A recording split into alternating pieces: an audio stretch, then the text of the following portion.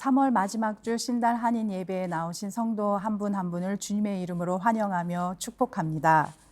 호주뿐만이 아니라 세계적인 사태로 오늘 우리가 각 가정에서 영상으로 예배를 드리지만 영은 성령으로 하나가 되어서 주님 앞에 있음을 믿습니다. 우리 교회는 이 시기에 더욱 순결해지고 더욱 강해지고 더욱 서로를 사랑하게 될 것입니다. 우리가 다시 예배당에서 함께 모일 때에는 더 깊어지고 더 새롭게 변화가 되어서 만나게 되기를 진심으로 소원합니다.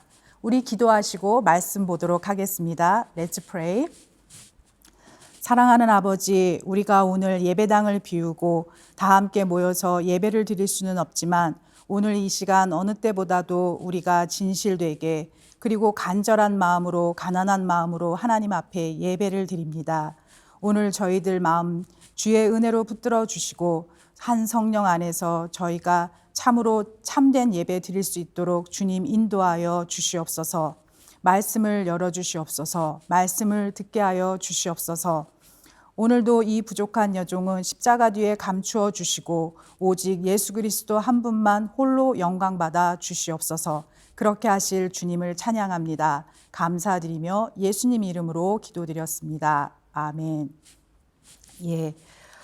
우리가 다시 에베소서 말씀으로 돌아왔습니다. 오늘 말씀의 제목은 십자가로 화목하게 하시다. 그리고 본문은 에베소서 2장 11절에서 18절 말씀입니다. 함께 읽겠습니다. 2장 11절. 그러므로 여러분은 지난날에 육신으로는 이방 사람이었다는 사실을 명심하십시오. 손으로 육체에 행한 할례를 받은 사람이라고 뽐내는 이른바 할례자들에게 여러분은 무할례자들이라고 불리며 따돌림을 당했습니다. 12절. 그때에 여러분은 그리스도와 상관이 없었고 이스라엘 공동체에서 제외되어서 약속의 언약과 무관한 외인으로서 세상에서 아무 소망이 없이 하나님도 없이 살았습니다. 13절. 여러분이 전에는 하나님에게서 멀리 떨어져 있었는데 이제는 그리스도 예수 안에서 그분의 피로 하나님께 가까워졌습니다. 14절. 그리스도는 우리의 평화이십니다. 그리스도께서는 유대 사람과 이방 사람이 양쪽으로 갈라져 있는 것을 하나로 만드신 분이십니다.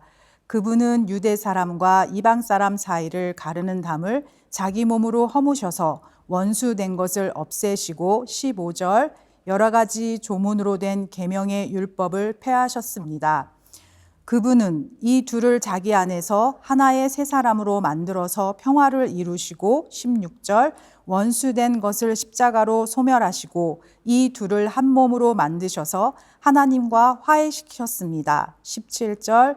그분은 오셔서 멀리 떨어져 있는 여러분에게 평화를 전하셨으며 가까이 있는 사람들에게도 평화를 전하셨습니다. 18절.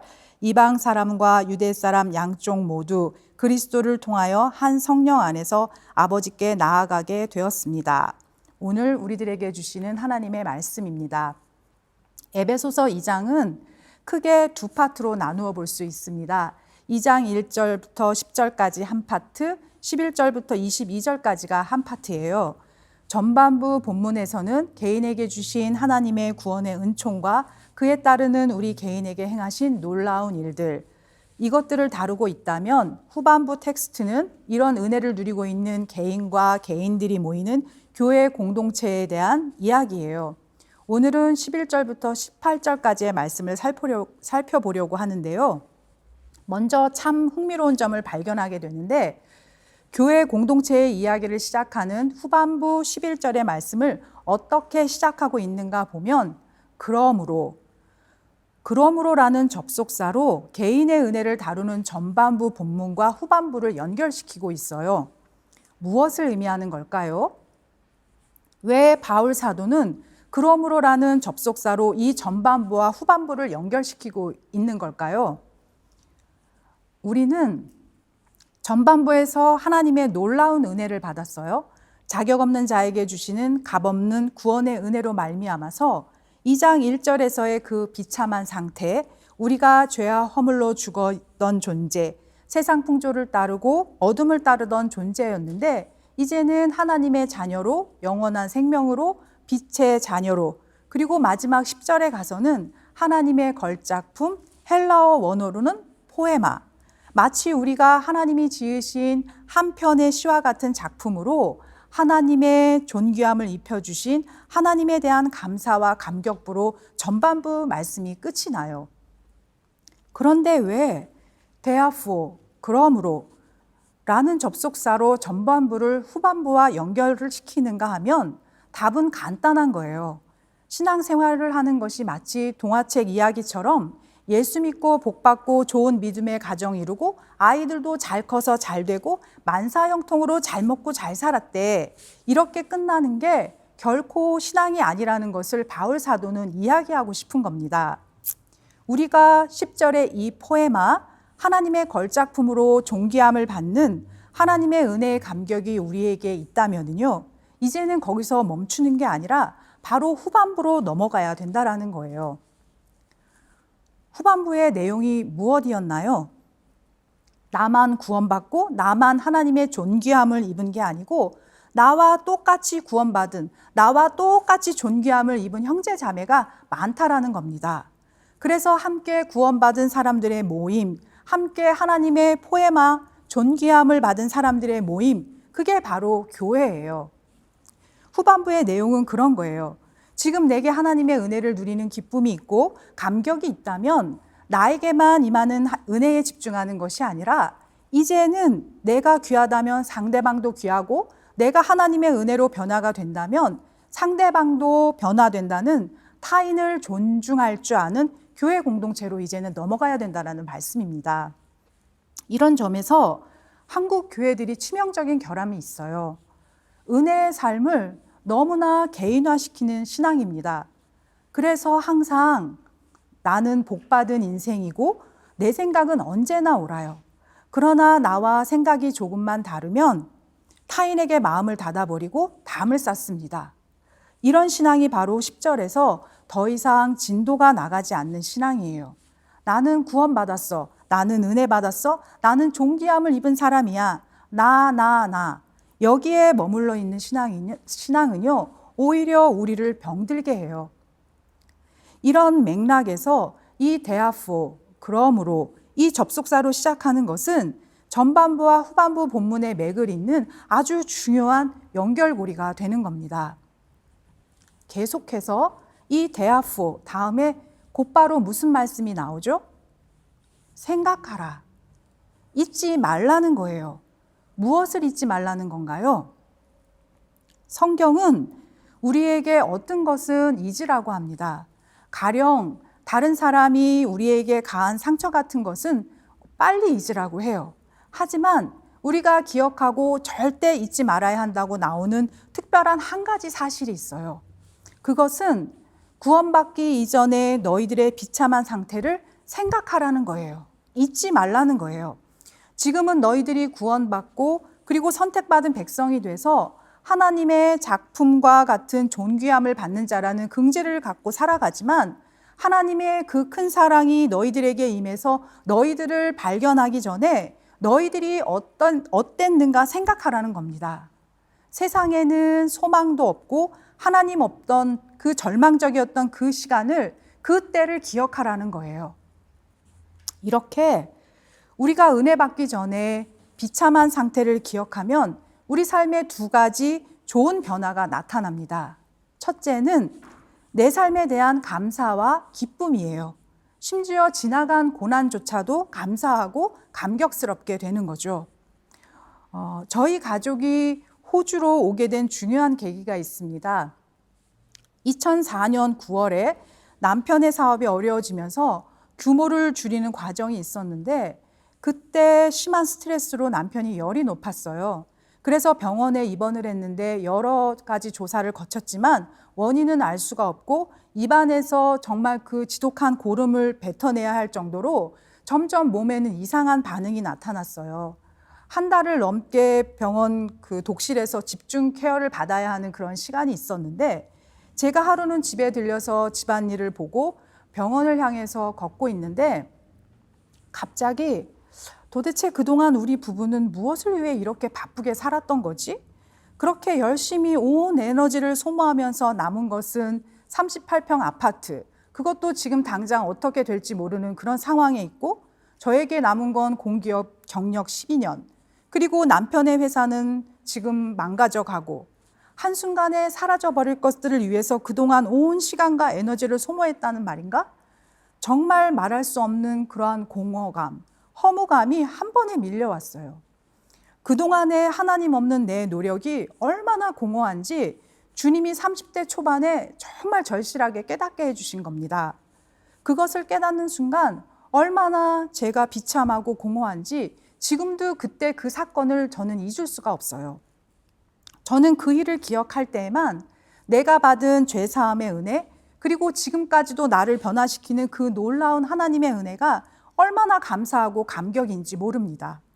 그러므로 사랑하는 여러분, 하나님 없이 살았던 그 비참했던 내 지난 과거를 자꾸 생각해야만 한다라는 거예요. 우리 다시 오늘 말씀 11절부터 13절을 다시 한번 볼까요? 11절. 그러므로 여러분은 지난날에 육신으로는 이방 사람이었다는 사실을 명심하십시오. 손으로 육체에 행한 할례를 받은 사람이라고 뽐내는 이른바 할례자들에게 여러분은 무할례자들이라고 불리며 따돌림을 당했습니다. 12절. 그때 여러분은 그리스도와 상관이 없었고 이스라엘 공동체에서 제외되어서 약속의 언약과 무관한 외인으로서 세상에서 아무 소망이 없이 하나님도 없이 살았습니다. 13절. 여러분이 전에는 하나님에게서 멀리 떨어져 있었는데 이제는 그리스도 예수 안에서 그분의 피로 하나님께 가까워졌습니다. 11절부터 자 보세요. 11절부터 13절까지는 이방인 그리스도인들을 대상으로 하는 말이에요. 여기에서 바울 사도가 말하고 싶어하는 것은 무엇일까요? 힘들었던 이방인들, 저들은 유대인들로부터 개들, 지옥불의 연료로 쓰려고 저들을 창조했다라는 엄청난 조롱과 멸시를 듣고 살았던 사람들이 이방인들이에요. 바로 그들에게 임하신 하나님의 은혜, 그 은혜가 너무 크기 때문에 이방인들에게 바울이 하는 말입니다. 너희에게 하나님의 은혜가 임하지 않았다면 너희가 어떤 비참한 상태에 빠져 있었을 텐데, 그러므로 너희는 생각하라, 잊지 말라, 기억하라라는 거예요. 그러므로 우리가 은혜 받기 전 비참한 과거의 상태를 기억하면요, 중요한 변화 두 번째는 그 하나님의 은혜를 생각하면 생각할수록 우리가 타인에 대해서 교만해질 수가 없는 거예요. 그런데 오늘 교회 안에 어때요? 정죄가 너무 많습니다. 비난이 너무 많아요. 왜 그럴까요? 우리가 과거의 자신이 어떤 상태였는지를 생각하지 않기 때문에 그렇습니다. 그래서 누가 잘못을 하고 누가 죄를 지을 때 우리는 너무 쉽게 말하고 너무 쉽게 거기에 동조하는 거예요. 몇 주 전에 제가 제 동생이 했던 간증 라이프 그룹, 스몰 그룹에서 나누었어요. 동생이 한 직장 동료랑 대화를 하는데 이전까지는 전혀 몰랐는데 그 동료가 자기도 크리스찬이면서 매주 토요일은 서울에서 부산까지 내려가서 자기 모교에서 예배를 드리고 주일학교로 교사로 봉사한다는 그런 말을 하더래요. 그 이야기를 듣는데 동생이 속으로 저 자식은 저 정도의 크리스찬이라는 게 지금까지 저렇게 술을 퍼마시고 다녔네, 이런 조롱이 나오더랍니다. 그래서 그 순간 자기 내면에서 강한 음성이 그럼 너는, 이렇게 되묻는 소리에 정말 깜짝 놀랐대요. 성령님이시죠. 바로 그런 거예요. 그래서 우리는 자꾸 나를 돌아봐야 되는 겁니다.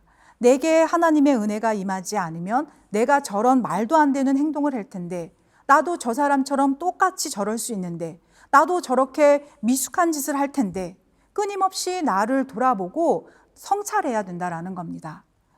우리는 내가 하나님의 은혜로 구원을 얻고 내가 하나님의 걸작품으로 존귀함의 은혜를 받은 자라면 우리는 과거에 미숙했던 나 자신을 생각하면서 겸손함으로 계속 나가야 한다는 거예요.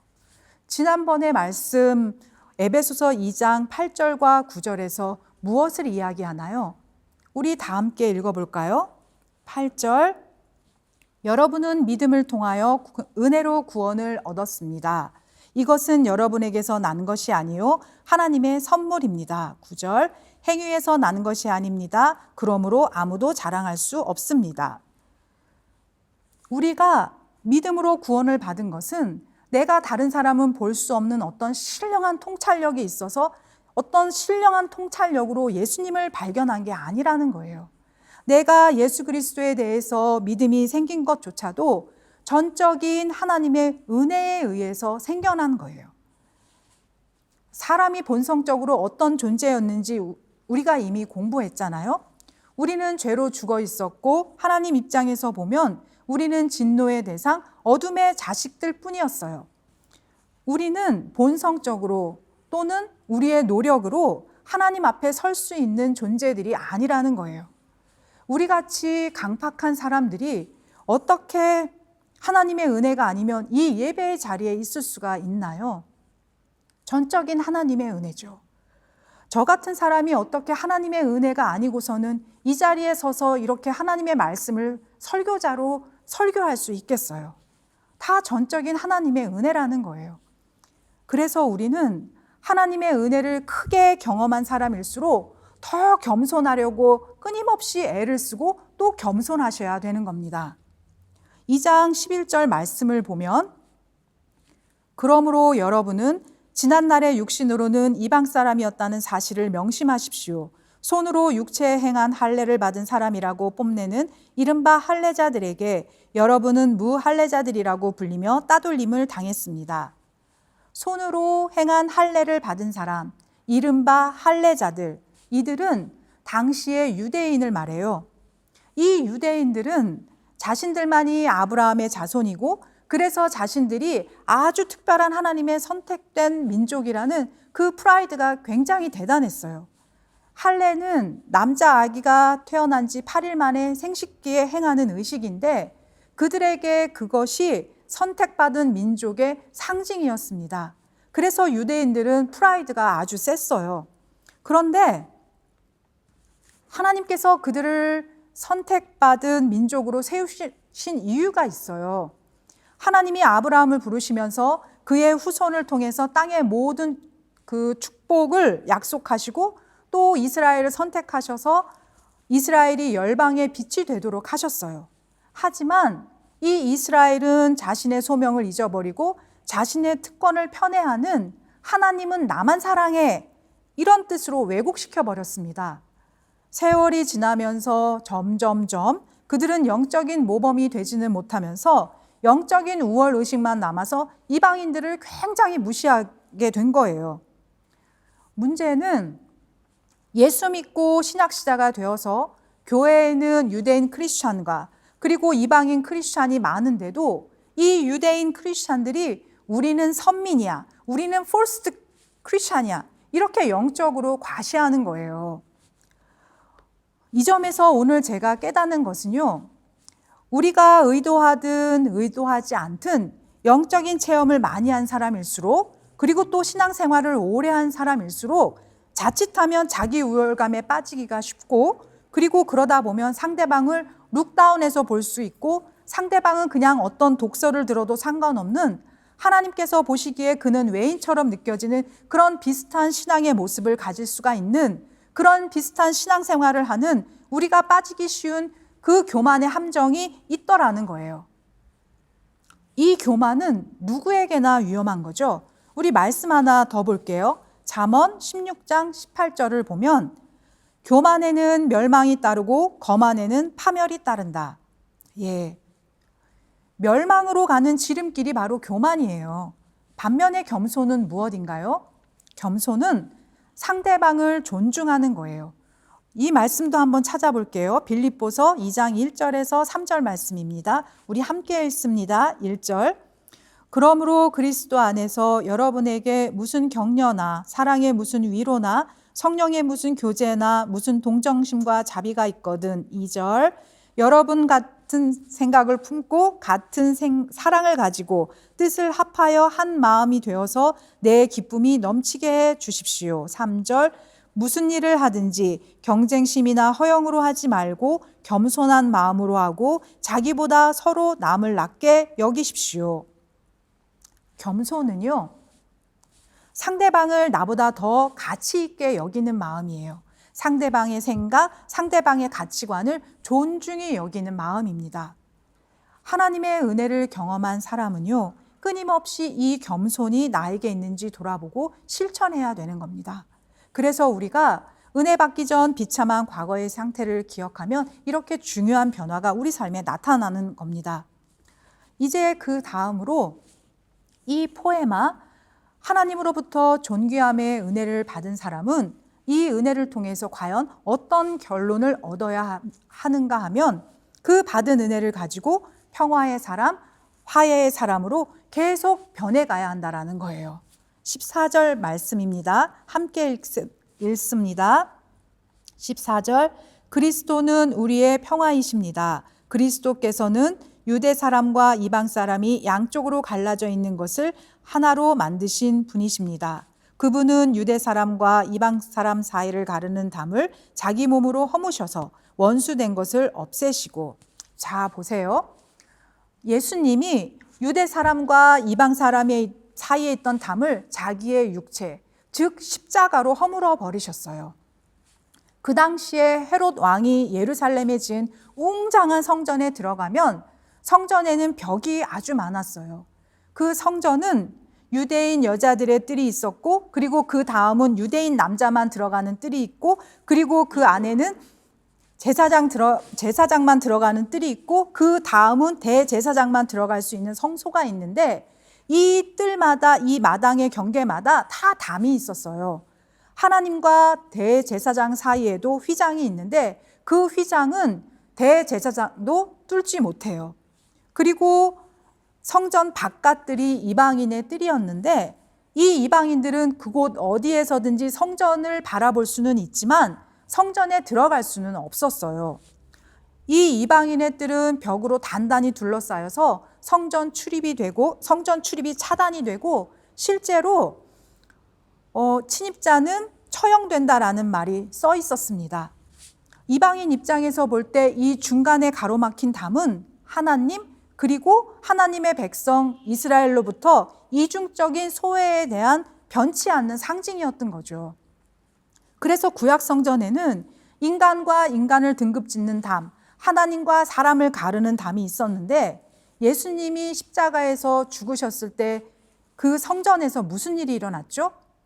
바로 마침내 하나님과 사람을 가르는 성소의 휘장이 위에서 아래로 찢어지죠.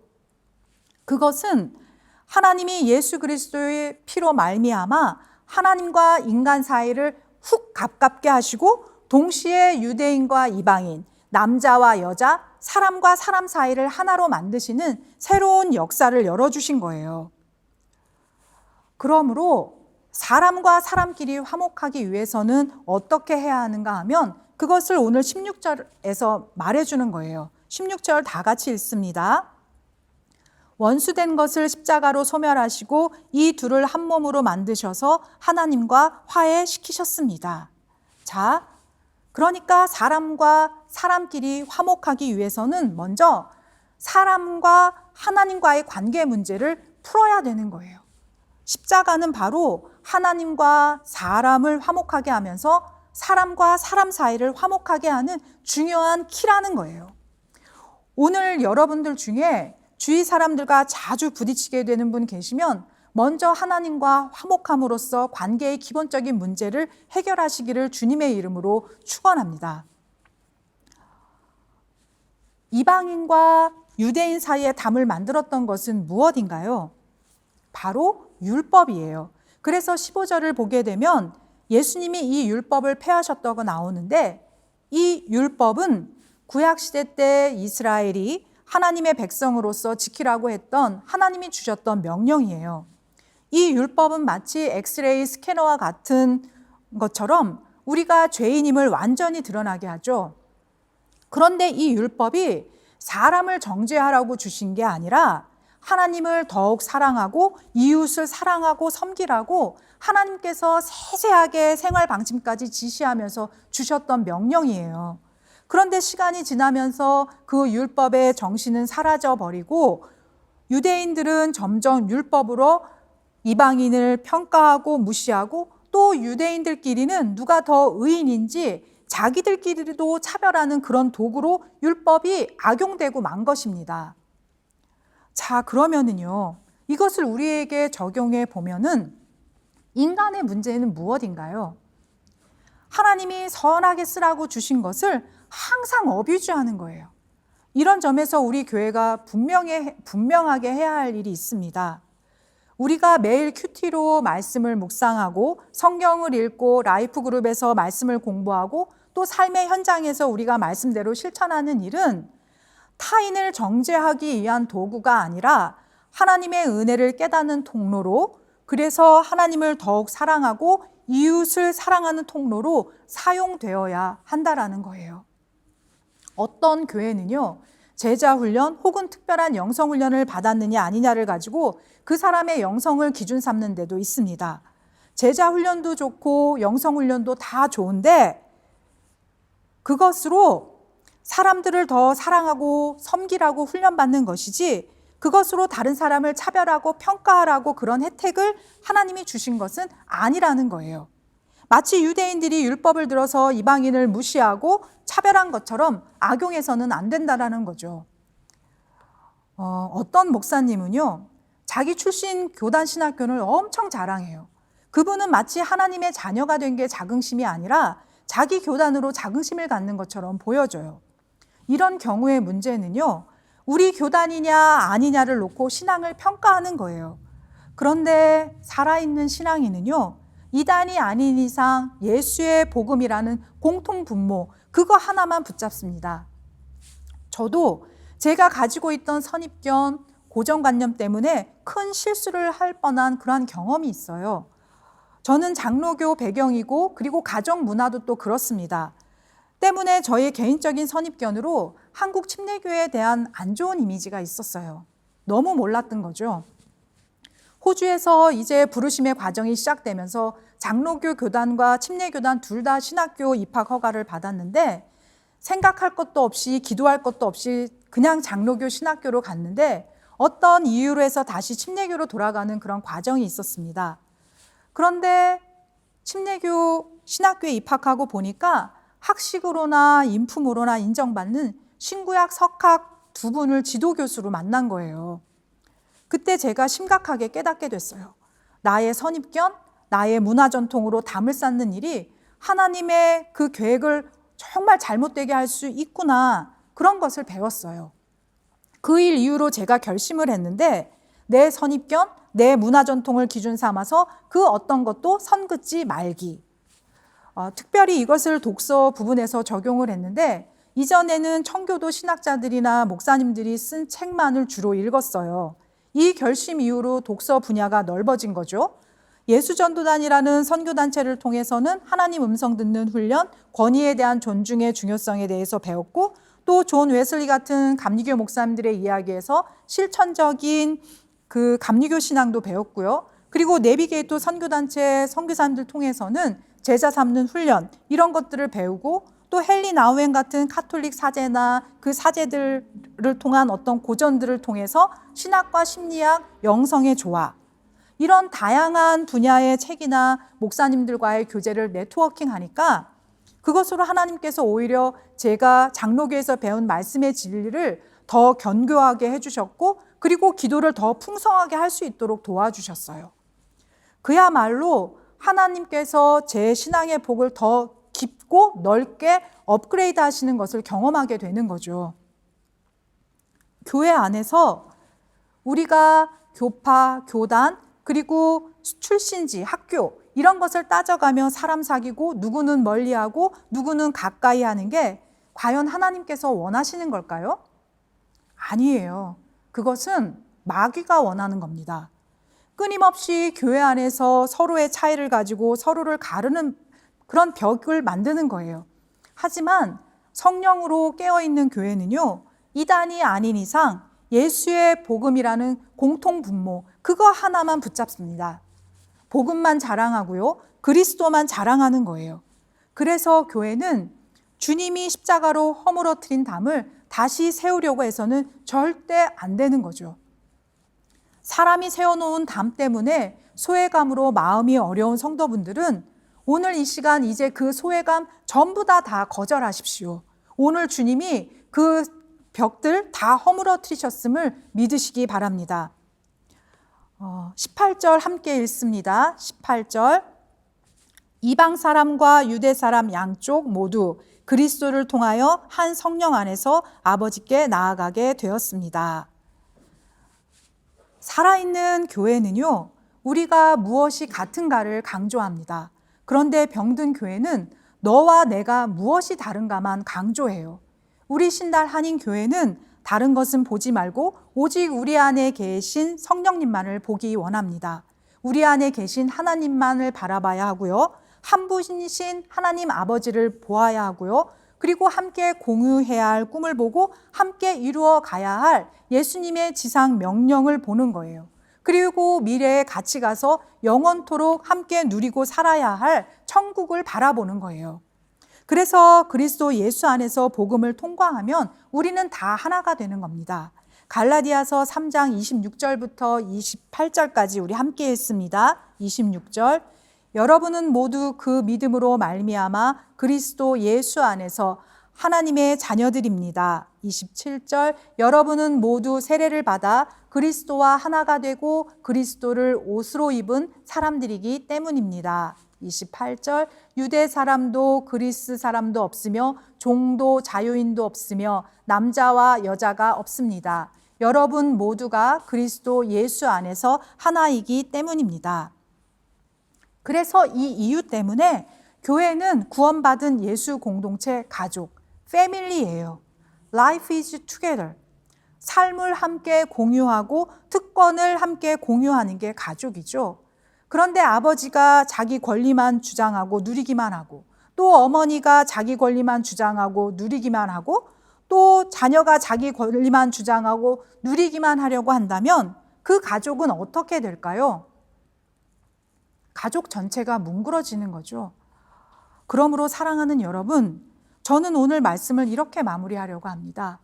우리의 신앙이 2장 1절에서 10절까지의 구원받은 딱 그 상태로만 그냥 머물러 있으면 안 되고요. 이제는 11절로 건너와서 교회 공동체를 바라보고 함께 보살피고 하나님께 받은 사랑을 이제는 이웃과 나누어야 한다는 이야기예요. 주님은 우리에게 화평하게 하는 직분을 주셨어요.